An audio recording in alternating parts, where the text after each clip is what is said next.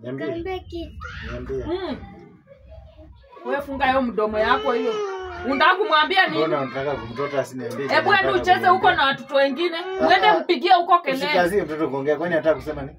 Hakuna kitu anataka kuambia mzuri. Kwani nini?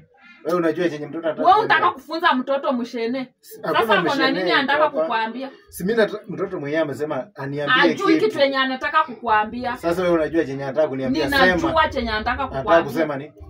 Ni mshene tu. Mshene gani? Ende ucheze huko. Mbona unazuia mtoto kuongea?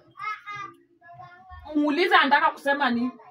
Ngoja aongee, anataka kusema nini? Hakuna kitu anataka kukuambia. Wewe naye pia unaharibu, wewe ndio unaharibu hao watoto. Wewe ndio unafunza mtoto tabia mbaya. Unamwambia nimemfunza nini? Sio tunataka kumfunza kutoa huko vitu udaku alafu akuje kukuambia huko.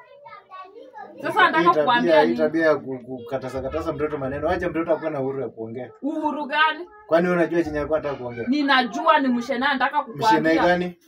Baba, wewe unataka kusema nini? Kesho tutaenda ushago. Unaona sasa? Mtoto alikuwa anataka kusema kesho naenda kushago. Wewe unataka kusema nini? Ushago.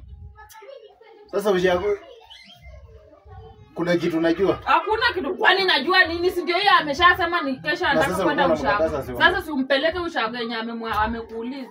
Toka hapa uende huko. Wewe kuja na niharibie watoto. Kwani mtoto na haribu mtoto kuniambia anaenda ushago? Sawa, kesho tutaenda. Sawa.